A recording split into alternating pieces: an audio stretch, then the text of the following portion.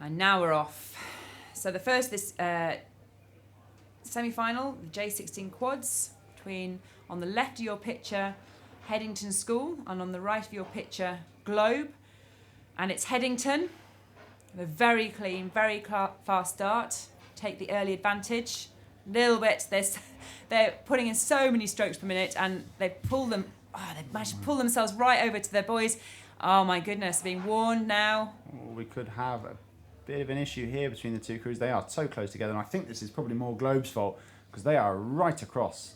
Oh no! Though Headington did come through. Now Globe heading towards the booms. Oh, this could be nasty. It's they need so to correct. tough for these girls, you know.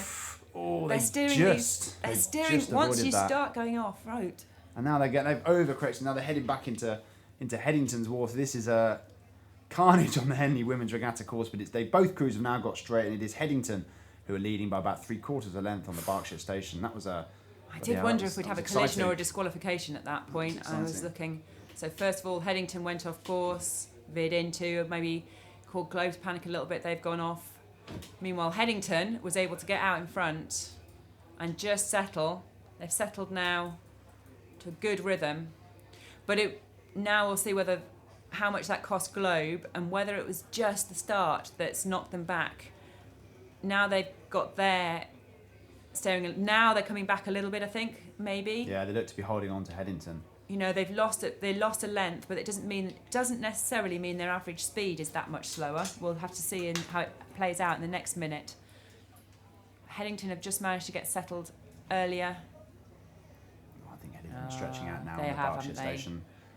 Just about Cost them all dear. got clear water, about 1/4 of a length of clear water for Headington, and I have to say it's going to take an impressive crew to overturn this Headington crew, obviously coached by Ryan Domain, the absolute institution that he's got going on down there. And at the National Schools Regatta, Headington School did finish second. That was a silver medalist, while Globe were third. So Headington have already beaten this Globe crew, and they did beat them by 17 seconds at the National Schools Regatta in the final. So that's quite a margin between the two. It does look like Headington, despite the steering discrepancies at the start, I think they're going to scull away. They look like they're in control of this race, Alison. And of course, like you say, you know, they'll have raced each other this season. They will have known that. We had to look it up on the computer, but they will have known that. They will have known they had that 17-second advantage, you know, so they'll be able to sit there with confidence. And so it's perhaps not surprising that, you know, Globe only had that off the start. When you know you haven't got the history behind you, you just got to try and do something, and Globe really tried to do something. But we see it playing out. I think as the form book would suggest. Yeah, we may be looking good there. I think what's remarkable though is these junior 16 quads. I mean, these guys are 16 years old. Yeah. Look at the way they scull. The quality of sculling and rowing at junior level has come on leaps and bounds in the last few years. They might have been sculling since they were 11, 12, but maybe just a year. Remarkable. So they picked this up quickly and completely responsible for themselves on this river as well. So they don't have a cox. The coaches aren't with them. They have to do everything, get themselves up the start, get themselves off the start. Hopefully a little straighter, but get themselves. And then now they're in charge of the steering. They're in charge of the race plan. Yeah, incredible maturity. It's not surprising that someone was telling me yesterday that, you know, students who row, if they stop rowing to improve their grades generally slip, because actually there's something about the discipline of rowing. It's really tough to try and match it all. I think maybe that one will be Headington in the lead. So now we're going back up to the start of the second semi-final of the J16 quads. Yeah, Who have we got here, Tom? On the Berkshire station. Winners of the National Schools Regatta, and Nottingham Rowing Club on the Buckinghamshire station, and straight out the blocks. I mean, I waxed lyrical for hours on end about Henley Rowing Club yesterday. Yeah. And I feel like I might delve back into that little chapter of my commentary notes, because Henley Rowing Club are just such a force to be reckoned with. And as they go out the start there, it did look like the home crew, Henley, row on this course every day, were leading this race out, and they obviously are the national champions. So that's beautiful cutting. So within the first 40 seconds, Henley have got out there. They've settled onto a rate of 35, 36, and you can just see the time. What I can see from the back here is just the time they've got around the back, the push off the finish. Whereas if you compare that to the Nottingham crew, they've still got like they've still got a good fast start, but there's just not the push and the kind of maturity of that stroke that the Henley not quite Rowing the same Club, conviction. the confidence they've got just to sit back there, push it each stroke. You wouldn't know they were J16, I have to say. Not at all. They do scull exceptionally well, and if you actually look at their blades in at the catch and out of the finish, you're right. The synchronicity is flawless. So 34.5 there. So Henley has had a fantastic junior programme, and they've put boats out in all different categories in the juniors here at Women's Henley. And they're dominant. That's the thing. There's such a dynasty there. Chris Boothroyd has engineered such a fantastic system at Henley Rowing Club, and they're just represented in all the junior events because they are just so strong across the board. So what do you reckon? Do you reckon Headington have got anything to match that for the final later today? It was close at the National Schools Regatta. Henley beat Headington by about 5 seconds. I've got to make Henley my favourites. I mean, you look at the way they scull on home water with home support. It's hard to look past them, really, isn't it? So most of the crews here will, they'll bring their trailers up and park in the boat tents. And certainly for Henley Royal, the Henley crews usually boat from. I wonder if they still boat from their rowing club, which is just down below the bridge here. So you've got the Henley stretch, you've got the women's Henley stretch, then the extra 500 metres of the Henley course, then you've got the Henley Bridge, which is always terribly congested this time of year, and then just below that, maybe 500-600 metres below that, is the Henley Rowing Club, where these girls row out of. And if you're wondering, it's someone was asking on the bank yesterday, why is it that the women only row 1,500 metres, whereas the Royal Henley course is 2,000? And it's not. I'd like to point out it's not because the women aren't capable of rowing the full 2,000. Just because the land beyond this point, beyond Remenham, where the finish is owned by Henley Regatta, and at the moment all the grandstands are going up for the regatta. It's all busy there preparing for the regatta. It's just not possible to stage the finish right through the course. So Henley Women's has its own unique course, its own unique ethos. There's a massive amount of cheering out there, as you said, Tom. Massive amount of local support for this crew. Just enjoy that sculling. 4 lengths ahead. Nice and relaxed. No need to put any undue pressure in there. They can just sit on it and enjoy the scull down the course and prepare themselves for the final, which will come later this afternoon.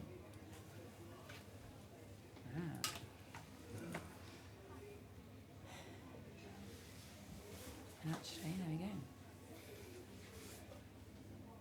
Yeah, mightily impressive stuff from that Henley crew. So maybe if we have a look back at the start, see what's on the state boats now. It's race another 3, Henley 4, crew. 1. And another Henley crew. Remarkable, We're talking isn't about and I was just wondering when we might see, actually, this Coxed 4 has looked good all season. So on the start now, we've got a semi-final, first semi-final of the J16 Coxed 4s. Yeah, Lady Eleanor Hollies on the Berkshire station and Henley Rowing Club on the Buckinghamshire station. I wonder what decisions are go into. You've got these, the girls are the same age, and what decisions go into who goes into the quad, who goes into the Coxed 4. I suppose it's who's better suited to sculling and who's better suited to rowing. Finesse against power, maybe. How do you decide by that age? I mean, actually, the Coxed 4 will be interesting because those girls won't have started rowing till they were 15. That's the kind of requirement. So they're off now. Lady Eleanor Hollies, silver medalist at the National Schools Regatta, and they look to have got the better start, I have to say. It says it's quad sculls, but it's not the quad sculls. Junior 16 fours.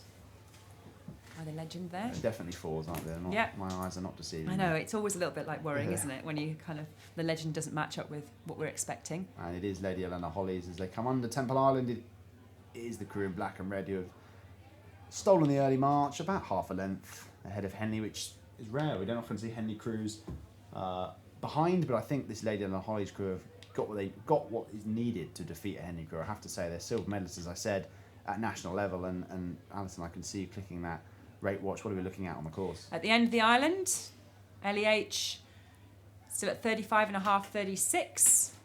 Henley there, not lost contention. I mean, they've had I've been watching them this week and they've been looking good, but they're slightly under rating, 34. LEH going off, and they're pulling ahead each stroke now, just taking them an inch. It's not been the kind of decisive start that we've seen in some of the previous races where crews have managed to get themselves 2 lengths clear by the end of the island. They're just about, I'd say LEH just about to break the elastic there. Yeah, I think about a length, which is impressive stuff actually. 300 metres into the course, and this Eleanor Holly's crew are 1 of 2 in the semi-finals for the Junior 16 Cox 4, so that shows you just how strong they are at that level. But in a Cox 4, I think a length with 300 metres gone is pretty impressive. Although Henley Rowing Club, just looking at those overhead drone shots, which obviously you cannot see on the screen at the moment, if you are viewing, you can see the side-on shot, but even that gives you the perspective that Henley haven't been dropped here. It's still a race we've got on the course here. It's only about 3/4 of a length to the Lady Eleanor Holly's crew. So this J16 Coxed 4s. So all juniors, when they start, age 11, 12, they must scull. And they're not really allowed to row apart from, occasionally a bit in fun, not seriously. There's no junior rowing until they're 15 because of the asymmetry. So, as they're growing fast, it's much better for their backs and to be sculling. And so they will all learn in sculling boats, in quads, in doubles, and then it's quite exciting. I don't know if you I never learned as a junior, so I went straight into an 18-year-old. But did you learn sculling and then have a swap over? Did you ever do any rowing? I always sculled. I did do a bit of rowing. We did a novice 8 at St Neots Regatta and won. So I am actually an IN3 rower, but it's the only experience of rowing I've got. But sculling was my discipline, so these rowers I always admire because I was always pretty useless at it. But as we look down the course, there's stunning shots from the drone. You can see the enclosures there on your left-hand side. And closest to your screen is the Henley Rowing Club crew, who are around a length and a half down on the Lady Eleanor Holly's crew, skiving a path down the Henley women's course in the distinctive black and red kit. I think this looks comfortable for Lady Eleanor Holly's, don't you think? So LEH dropped their rate now to 31. Kept it quite high for a while to make really sure. Dropped it down now to 31. Just able to look back. Perhaps they'll be feeding some information back to the Cox, who's not able to see, so it's kind of still a bit of a team effort. Cox there in the bows, so used to always be the Cox, as it was in an 8, sat in the stern of the boat, but this is better for weight distribution and aerodynamics. So it's better for the Cox to see for steer, but not better for them to be able to read the race. Sometimes you see them take a little sneaky look round, but they won't be able to see much now. No, not at all. So LEH, very established rowing school. They've got some professional coaches down there. They're just rowing past the enclosures here. It's not. To say they'll only have been rowing a year or so, and so actually this is Impressive it kind of feels different. It's heavier to manage an oar as opposed to 2 sculling blades. Yeah, it was raised 3-4-2. On the course now, the second semi-final of the Junior 16 Cox 4s with Marlow Rowing Club on the Berkshire station and another Lady Eleanor Holly's crew on the Buckinghamshire station. But I have to say, this Marlow crew are the national champions in this event. They won the Junior 16 Girls Cox 4s at the National Schools Regatta at Eton Dorney a couple of weeks ago. So I think they're going to have to produce a pretty impressive performance, the Eleanor Holly's crew, to overturn Marlow. But there is the possibility of having an all LEH final, Alison. Well, certainly the Marlow crew's gone off higher rating than the LEH crew. It used to be, this is in our notes, LEH King. It used to be, you'd have the A and the B crew. One of these will be an A crew and one will be a B crew, but they don't tell you anymore. I think this is the B crew. Yeah. This is not the crew that came second at the National Schools, whereas this Marlow crew is the crew that came first at National Schools. So plenty of pedigree from them. There you go. The side-on drone shot. From that. They've already broken clear, haven't they? Yeah. Excellent stuff from Marlow, coached of course by Brett King. Traditionally produced a lot of strong crews on the junior women's rowing circuit. Obviously 2 times Diamond Jubilee Challenge Cup finalists, although they did lose both times to Gloucester Hartbury crews, but still a mighty achievement. So are they rowing out of a pretty much new boathouse down at Marlow? They are indeed. So that was a dramatic. 2012, I was cycling in for my volunteer shift at the London 2012 Olympics, games maker, and couldn't get over Marlow Bridge because Marlow Rowing Club was aflame. And it destroyed a lot of the boat club, a lot of the boats, and a big, so that was 2012, and I think, a big fundraising programme, and the opportunity, and I've not been and seen their new boathouse, but It's it does from the outside, it does look impressive. It's given them a chance, phoenix rising from the ashes to replace, but it's at the time, pretty devastating. What a lovely metaphor. Very nice. It's not mine. I think I might have stolen it from somewhere. 34.5 now in the Marlow crew. It looks a little, actually, I might have got that wrong. It looks a bit more relaxed than that. You never quite tell. They look quite relaxed. I think there's some distance 33, up now, 34, yeah. If you look at the perspective of the cruise, I mean, the stern of the Marlow boat is miles away from and the, you just, the bow. you know, and actually just look at how upright their bodies are compared to in LEH. Just throwing themselves around a little bit more, perhaps a little bit less experienced. Interesting position for the Cox. He looks quite big for that boat, I'd say. His head and shoulders just poking out.